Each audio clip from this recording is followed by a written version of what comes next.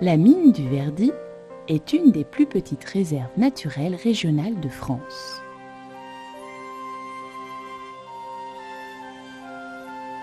Située dans la région Auvergne-Rhône-Alpes, dans les monts du Lyonnais, en bordure du Massif central, elle se trouve à une courte distance de Lyon, dans la commune de Pau-Lyonnais.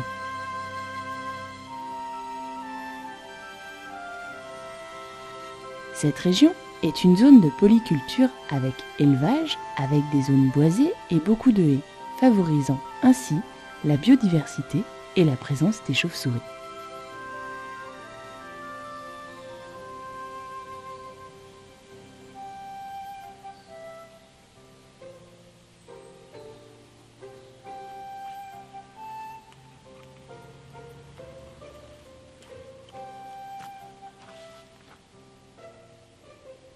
À ce qu'on sait, les mines du Lyonnais sont principalement exploitées du Moyen-Âge jusqu'aux années 70, puisque la dernière mine a fermé en 1974, c'était la mine de pyrite de Saint-Pierre-la-Palu. Entre le Moyen-Âge et aujourd'hui, différents types de gisements ont été exploités. Dans un premier temps, on a plutôt exploité les métaux, le plomb, l'argent, le cuivre, qui servaient à une production monétaire, et le plomb à l'argent pour la production artisanale d'ustensiles ou de différents matériaux. Alors on a par ailleurs aussi des vestiges souterrains qui sont encore existants, souterrains qui partent depuis la surface, soit en tranchée à ciel ouvert depuis l'affleurement du filon qui a été exploité en s'approfondissant, et des galeries annexes qui permettent de rejoindre le filon et les différentes parties des chantiers souterrains pour permettre l'évacuation des eaux, la circulation des hommes et l'évacuation des stériles, ainsi que la sortie du minerai qui est exploité. La mine du Verdi, elle a été plutôt exploitée à partir de la fin du 19e siècle. On s'y est intéressé au départ principalement pour la barite, et après on a exploité la fluorine. Oui, il y a de la furine et il y a des petites inclusions d'hématite, c'est-à-dire d'oxyde de fer, et puis il y a aussi, je crois, de la chalcopyrite, si ma mémoire est bonne, dedans. Mais juste des petits points par-ci par-là. Hein. Sinon, tout l'ensemble, c'est du fluorure de calcium. Voilà. Ça, en général, c'est broyé, et voilà, broyé, et puis après, c'est utilisé dans l'industrie chimique. Si la qualité est très bonne, quelquefois, c'est utilisé en optique. Mais là, c'est pas le cas, parce que c'est quand même la fluorine qui est pyreuse, hein, qui n'est pas transparente, qui n'est pas taillable. Et puis sinon, ben, ça sert de fondant dans la métallurgie. Hein. En brossant, on mélange ça à de la ferraille ou du minerai.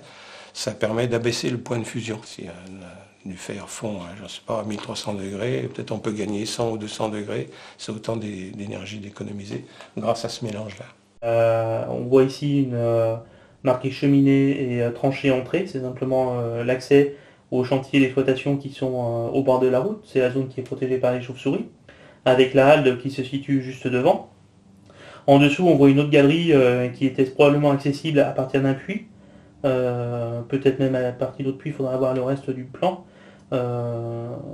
qui est à un niveau inférieur. Et enfin, tout en bas du versant, cette galerie, avec des zones qui sont des petits chantiers d'exploitation, qui sont appelés dépilés ici, sur le plan, qui sont certainement les zones les riches qu'ils ont croisées au moment où ils ont percé la galerie, et donc qu'ils ont exploité. Une galerie qui sert aussi d'exor au terme de l'exploitation, qui permet d'évacuer l'eau.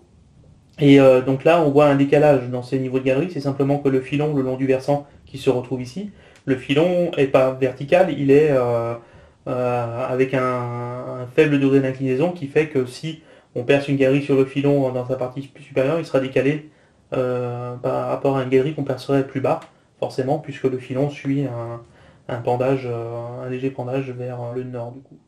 Alors au début, donc, comme j'expliquais tout à l'heure, donc c'est une approche purement spéléo, hein, lyonnais. C'était un endroit où on pouvait s'entraîner. On faisait des photos, on faisait des plans.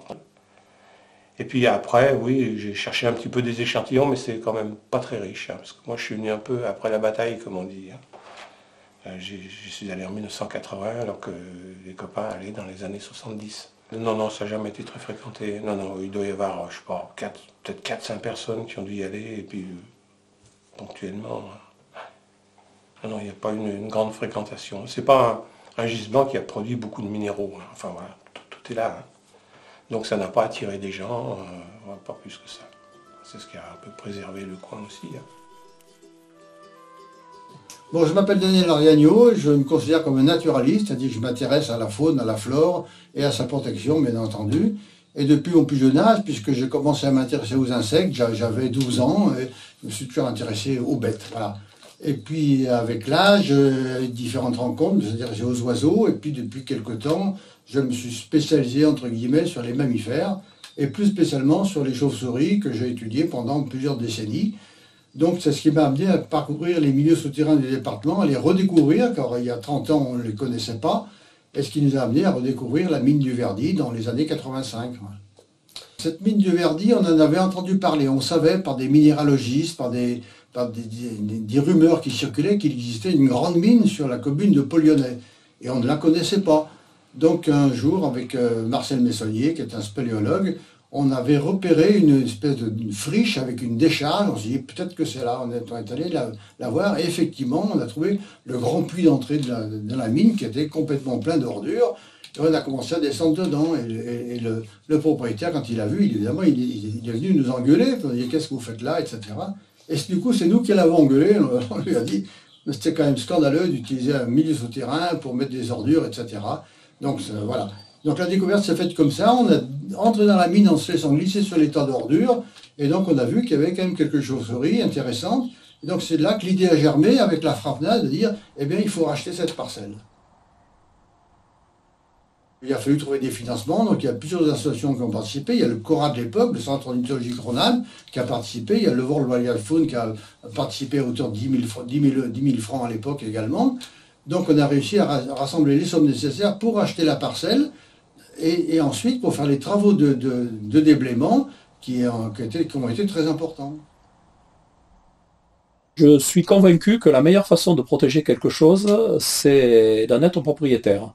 Je suis admiratif devant l'œuvre de la FRAPNA qui a acheté un certain nombre de parcelles.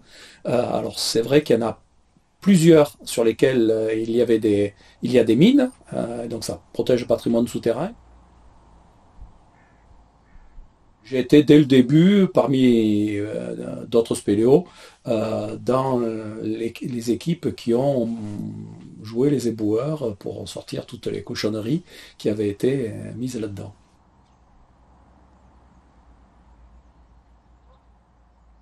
On a fait venir un tractopelle, il a fallu ouvrir un chemin dans la prairie chez le propriétaire pour amener des camions jusqu'au bord de la mine, des camions benne. Donc un tractopelle prenait les déchets, les mettait dans les camions. Et nous, à la FRAPNA, dans les galeries qui n'étaient pas accessibles, on remontait les ordures au pied du puits pour qu'elles puissent être emportées. Il y a eu plusieurs étapes, effectivement, parce que c'est pas en une seule sortie qu'on a nettoyé toutes les ordures. Daniel le racontera mieux que moi, parce qu'il a été de toute l'aventure. Donc après avoir sorti les ordures, eh bien, on a procédé à l'exploration de la mine. Et comme la mine, elle est étagée sur une faille un petit peu oblique, il y avait des parties qui étaient très aériennes. Et l'apport des spéléos, ça a été d'abord de faire la topographie, c'est-à-dire d'établir un plan, une coupe, la cavité, et puis de l'aménagement pour permettre aux naturalistes de progresser en toute sécurité.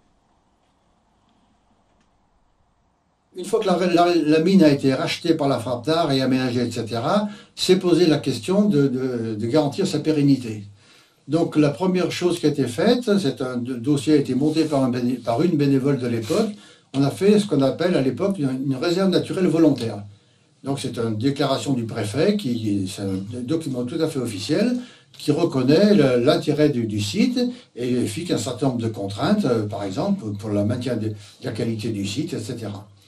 Et puis, au début des années 2000, il y a eu des changements dans la législation, c'est que les réserves naturelles volontaires ont été supprimées, ou plutôt, il y avait le choix entre les maintenir en réserve naturelle volontaire, à ce moment-là, elles étaient privées, il n'y avait plus aucun financement, ou alors de les faire classer en réserve naturelle régionale. Donc la FRAPNA a opté pour une réserve naturelle régionale qui a nécessité de monter des dossiers scientifiques justifiant ce classement avec une présentation devant le Conseil scientifique régional de protection du patrimoine naturel. Et donc, au moment de la découverte, c'était 3 ou 4 chauves-souris. Et puis donc très rapidement, dans les années qui ont suivi, on a commencé à installer des briques creuses, donc qui servent de gîte pour les chauves-souris en hiver. Donc ces briques creuses, comme je l'ai dit tout à l'heure, remplacent les trous de baramine. Hein. Les chauves-souris aiment bien les trous de baramine, les endroits étroits où elles peuvent s'enfiler. Donc là, on a remplacé ces trous de baramine qui sont absents dans cette mine du Verdi par des briques creuses, dans une cinquantaine qui ont été installées, numérotées, positionnées, localisées sur un plan. Et donc très rapidement, dès la première année, un certain nombre de briques ont été occupées. À partir de là, la population hivernante de chauves-souris n'a cessé d'augmenter. Et pour arriver jusqu'à maintenant, le maximum, c'est 70, en gros 70 individus en hiver, mais potentiellement ça peut aller jusqu'à une centaine. Si on cumule tous les maxima de chaque espèce, on arrive à une centaine d'individus. L'intérêt, c'est pas tellement le nombre, c'est le nombre d'espèces. Le nombre d'individus, c'est bien, mais le nombre d'espèces, en fait, c'est 10 ou 11 espèces qui fréquentent la mine en hiver. Donc c'est un site très intéressant du point de vue biodiversité. Pour le naturaliste, il y a tout un tas d'autres espèces qui sont intéressantes dans la mine et qui font partie de la grande catégorie des arthropodes, c'est-à-dire tout ce qui n'est pas vertébré, qui comprend les insectes, les araignées, les crustacés, etc. Donc là, il y a effectivement, la mine est très très riche, parce qu'il y a au moins 70 espèces d'invertébrés connus, dont les fameuses crevettes aveugles, ce qui s'appelle les Niphargus, sont des crevettes qui ont disparu de la surface de la Terre depuis des millions d'années et qui se sont réfugiées dans le milieu souterrain. Dans les eaux souterraines, elles sont présentes dans la mine du Verdi.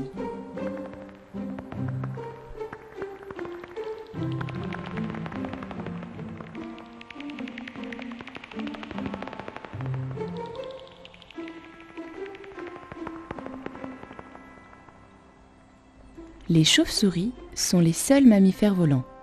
On en trouve sur tous les continents. Leur nom scientifique est chiroptère. Cela signifie qu'elles volent avec leurs mains. Leur vol, d'apparence chaotique, est en réalité très agile et maîtrisé.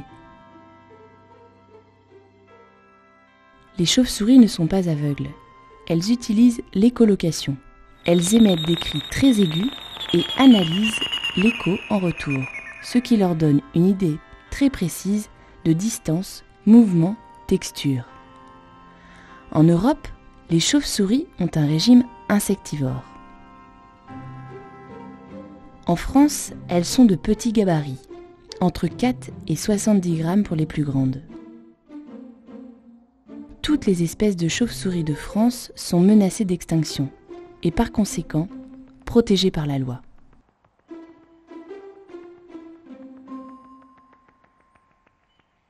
Je m'appelle Édouard Ribateau, donc moi je suis chargé de mission à la Frappe-Narone. Donc je m'occupe plus spécifiquement des chauves-souris et à ce titre je suis l'actuel conservateur de la réserve naturelle régionale de la mine du Verdi. Historiquement dans le plan de gestion on travaillait surtout sur le milieu souterrain en lui-même via différents aménagements, les briques creuses, etc.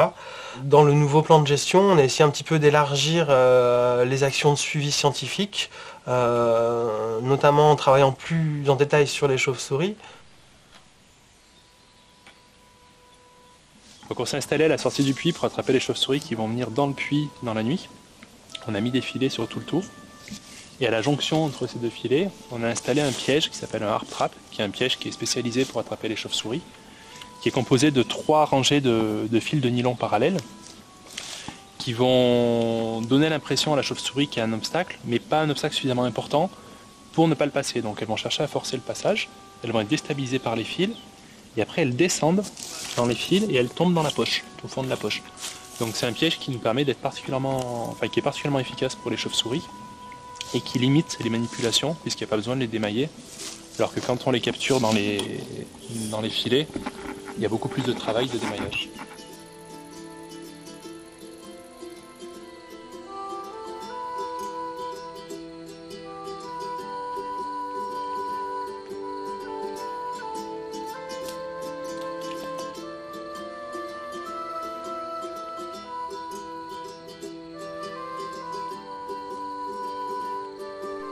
Donc ces chauves-souris, une fois démaillées, donc sont mises en sac de contention afin qu'elles restent au calme.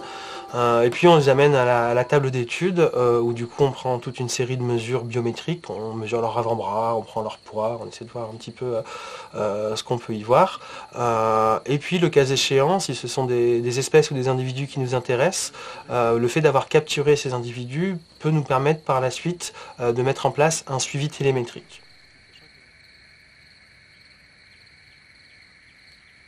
Pour opérer ce suivi télémétrique, en fait, on fixe sur le dos de la chauve-souris un petit émetteur radio qui est très léger pour respecter le poids de la chauve-souris.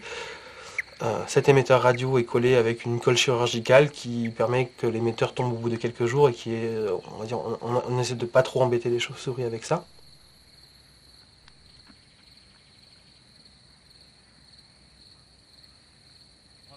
Sachant que c'est la seule baraque qu'il y a et c'est l'an dernier il était là.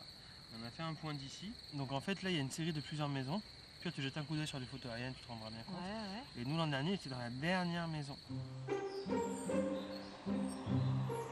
Cet émetteur émet du coup à une fréquence connue et définie des pulsations qu'on peut détecter grâce à des récepteurs avec des antennes directionnelles qui du coup nous permettent de connaître la direction du signal de l'émetteur.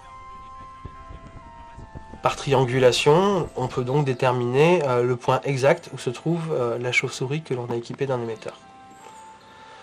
Ces techniques de suivi télémétrique nous permettent à la fois de déterminer les routes de vol ou les zones où chasse une chauve-souris, mais ça nous permet aussi de trouver où est-ce qu'elle gîte, où est-ce qu'elle passe la journée. Ça m'a l'air bien vide. En l'occurrence, dans le cadre du suivi sur la réserve du Verdi, notre objectif était d'agir sur les colonies de reproduction. La mine du Verdi protège les chauves-souris donc en période d'hivernage et de transit, mais on n'avait pas de moyens d'action sur les gîtes de reproduction. Donc ces techniques nous ont permis de découvrir des gîtes de reproduction des espèces qui fréquentent la mine, et ainsi pouvoir éventuellement mettre en œuvre des actions de protection ou des actions de sensibilisation auprès de propriétaires, que ce soit des chauves-souris qui gîtent dans le bâti, donc dans des bâtiments, des galeries de châteaux, etc., ou des chauves-souris forestières qui peuvent gîter dans des arbres.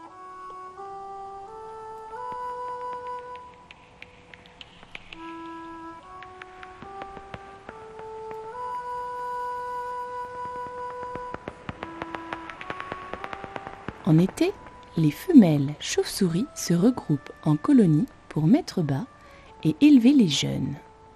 Chaque femelle ne fait qu'un seul petit par an.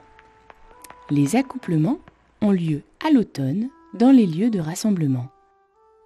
L'automne est également la saison où elles font leur réserve pour passer l'hiver.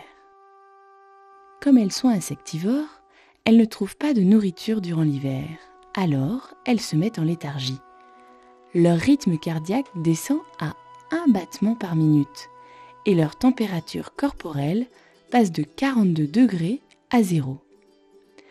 Elles hibernent réellement et ont besoin de lieux froids, thermiquement stables, comme des sites souterrains. Donc ces suivis scientifiques sont aussi réalisés sur l'ensemble des groupes que l'on peut y trouver, l'ensemble des êtres vivants. Donc on étudie toute la flore, donc évidemment les grandes plantes, mais on va aussi jusqu'aux mousses. On a inventorié, il y a plus de 60 espèces de mousses sur la réserve. Et puis il y a aussi les insectes qui vivent dans les galeries, les insectes qui vivent en surface. D'une manière générale, on essaie d'étudier tout ce qui peut y être étudié. Comme c'est une réserve de toute petite surface, on peut se permettre d'être relativement exhaustif sur les suivis scientifiques.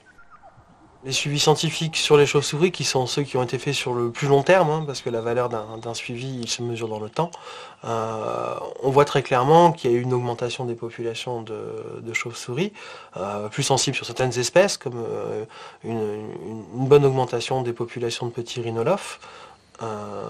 Donc voilà, c'est encore des choses à surveiller. La réserve est avant tout un milieu anthropique, un milieu industriel qui a été travaillé par l'homme, creusé à l'explosif et du coup à ce titre est dangereux. Il y a des risques d'éboulement, il y a des grands trous et donc ce site est interdit au public. Le site est interdit au public à la fois pour préserver la tranquillité des chauves-souris. Les chauves-souris sont très très sensibles quand elles sont en léthargie pendant l'hiver. Si on les réveille trop souvent, ça peut nuire à leur survie.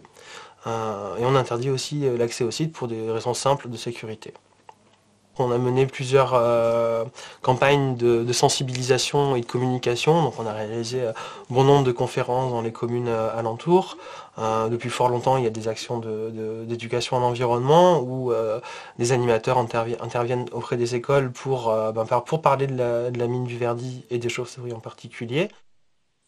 Eh bien, je suis Clara, animatrice dans une association de protection de la nature, la Frappe-Narone, depuis bientôt 4 ans.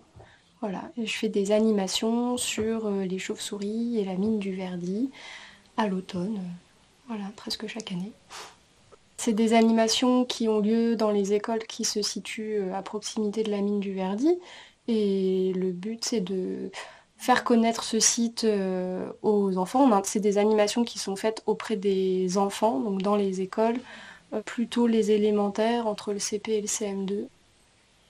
C'est à la fois de faire connaître la réserve aux enfants qui puissent mieux connaître leur territoire, qui sachent qu'il y a un site sur lequel on protège les chauves-souris, et aussi de les familiariser un petit peu avec ces petites bêtes. Donc du coup, c'est des animations qui se déroulent sur 2 séances. Et ça nous permet de balayer la mine du Verdi, où se trouve le site, à quoi il sert, qu'est-ce qu'on y trouve, quelle est son histoire. Et ça nous permet aussi d'aborder les chauves-souris, donc leur mode de vie, leur anatomie, leur milieu de vie, l'alimentation, le cycle de vie sur une année, tout ça.